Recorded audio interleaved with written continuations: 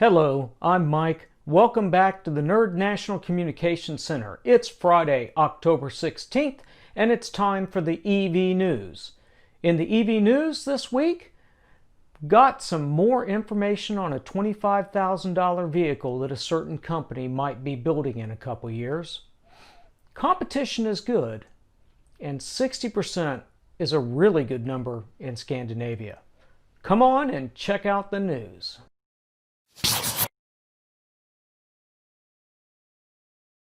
First up, we have an article over at Electrotech making official the changes that we heard were coming for the Tesla Model 3.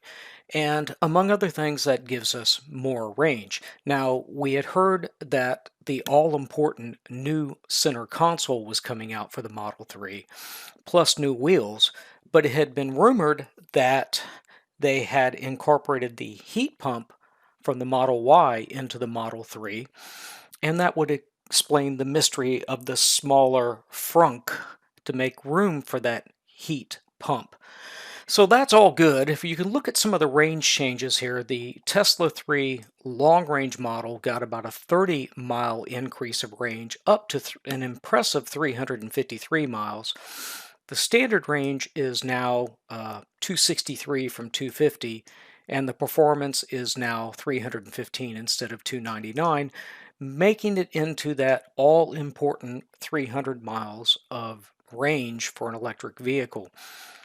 Now, what exact other changes they made for the new efficiency package, I don't know, but that improved the range. Maybe it's just the heat pump, because that heat pump is certainly going to be more efficient than electric resistance heating.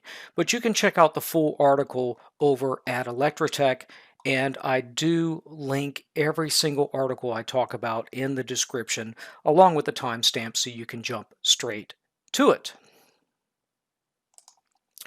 Next up, over at Green Car Reports, you can see that the Model S has gone through some price cuts in the last couple weeks for a total of $5,570. It looks like Tesla is responding to the Lucid Air car, which has just a slightly larger range and is definitely targeting the luxury sedan market that the Model S lives in. So all I've got to say is competition is good, and you can read all the details over at Green Car Reports.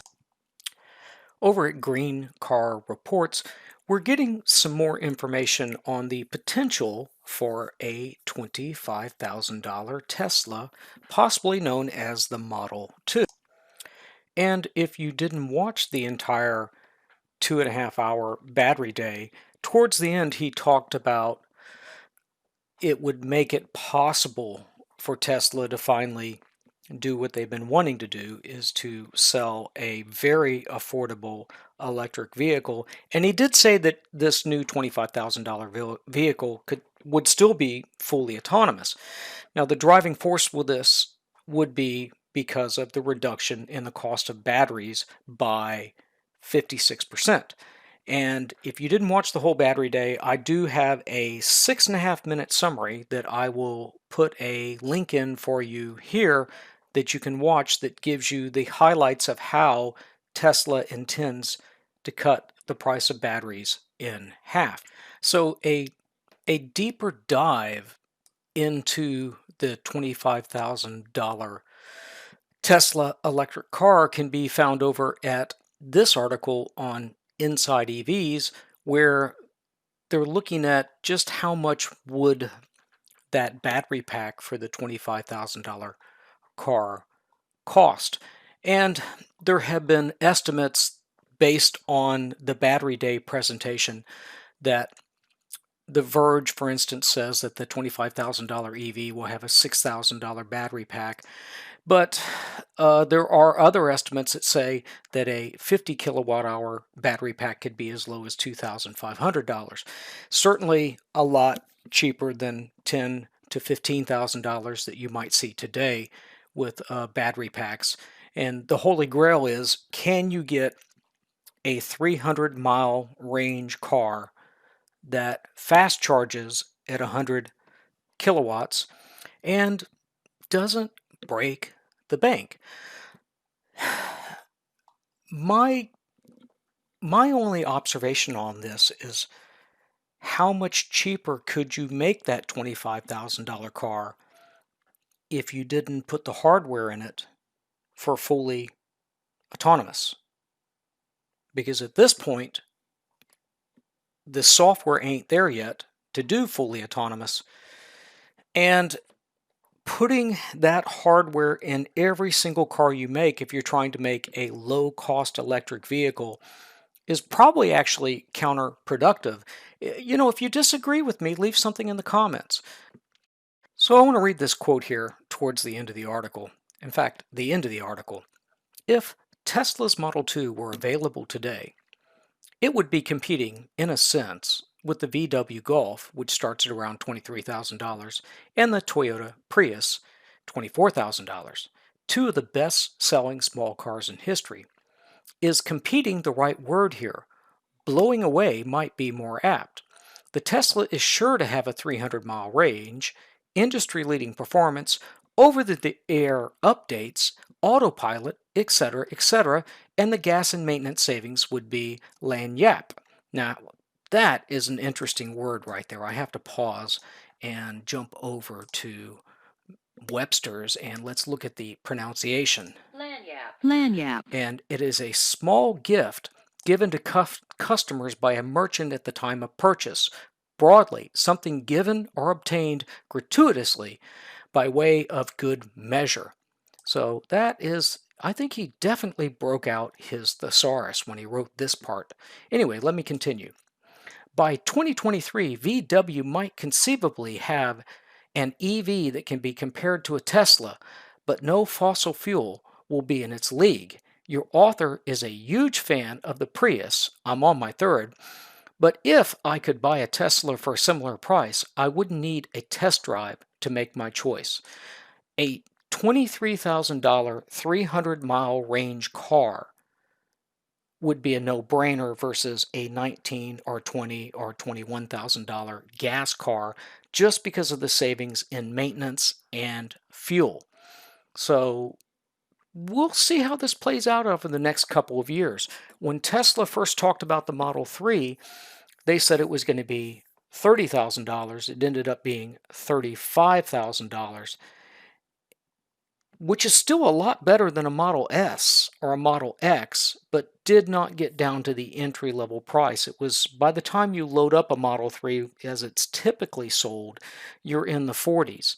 So having an entry-level electric vehicle in the 20s or low 20s would be fabulous. Next up, very quickly, there was an article over at Electrotech talking about Tesla signing a deal for domestic lithium supply in the United States. And one of the things they talked about in the battery day is getting your supplies and materials closer so the shipping costs were less. So trying to source everything locally is something that adds up in the production of the battery. Also, just you can see Tesla is going more towards vertical integration, making their own batteries, making their own stuff, as opposed to using a lot of different suppliers. So, interesting little article. They have signed an agreement to guarantee some money to this mining company to help them get off the ground, basically. Next up, another article over at Electrotech giving us the good news for Norway. 60% of the cars sold in Norway are electric. It is a new milestone because the VW ID.3s are now starting to come out in force since their software issues have been resolved. Now, the ID.3 is not meant for the United States. For that, we'll be looking to the ID.4, which is a smaller SUV, a mid-size SUV, which they are targeting for the United States. But because of the way the incentives work, or shall I say the disincentives work in Norway, the disincentives for ICE vehicles, electric vehicles, are very popular in Norway. You can read the article over at Electrotech. Speaking of the VW ID.3, this article over at Inside EVs talking about it's not about the pioneering technology, it's about the scale. VW wants to be making millions of electric vehicles, and there's some interesting quotes here in this article as we go down a little bit. Let me read them to you. Just as a reminder, Volkswagen said it intends to produce 1 million EVs by 2022. Mind you, that the goal is not to achieve that many electric cars by then. VW's target is to deliver 1 million vehicles per year in 2 years and a lot more in the future. It took Tesla 17 years to get to that number, reached with the Model Y on March 10, 2020. That proves companies that already know how to build vehicles for many decades do not have only hindrances in their path towards electrification. They have aces in the hole that can be crucial. By 2028, Volkswagen expects to have produced 22 million EVs. Competition is good. Speaking of competition, also at Electrotech, we have an article talking about the Volkswagen ID.4. Now, this vehicle is a mainstream, sizable SUV with the dimensions very close to the RAV4 or the CR-V, and they anticipate the price will end up being close to $30,000 after the incentives in the U.S. market, because Volkswagen has not hit the 200,000 car mark. In 2022, when they start producing the ID.4 in the United States, the price will be cut by another $5,000. So if you keep reading through the article, you're looking at a SUV, electric SUV, that can charge. I've looked at this before. It can charge at over 100 kilowatts. It has a 250-mile range. It'd be nice if it was up over 300. It has good power, 200 horsepower, 200 foot-pounds of torque, making it very peppy. But you're looking at a vehicle that is going to be $15,000 to $20,000 cheaper than the Tesla Model Y. And I have, reservations about the Model Y. That is what I would need for a second vehicle to travel in. Now, traveling in the Teslas is certainly the most pleasant experience you have out there because of supercharging. But the price difference is very hard to swallow. If I could get something similar in features, range, and adequate performance, more than enough, 200 horsepower, but I'm looking more at $30,000 than $50,000. Yes, I would rather do that. But there's going to be not just Volkswagen moving into this area, but as we'll see, also Ford and GM and many other companies are going to be moving into this area. So my theme here on today's news is competition is good. And following up on VW being serious about electric car production is an article at Electrotech talking about VW placing a massive order for robots to build the ID.4 SUV and the electric minibus. Now that would be a fun vehicle to own. And I'll let you read the article. It's just talking about those long lead items they need so they can build lots of electric vehicles. So continuing on with my theme of competition is good, over at Green Car Reports we have an article about the Ford Mustang Mach-E electric SUV price had been cut by up to $3,000 even before they have started shipping it because of the competition out there. So it's going to be right there with the ID.4 and the Model Y. And we'll see what else moves into this space for the midsize SUVs. But I'll let you read this article over at Green Car Reports. but it just looks like things are heating up nicely, and by about 2 years, you're going to have lots and lots of choices in midsize electric SUVs.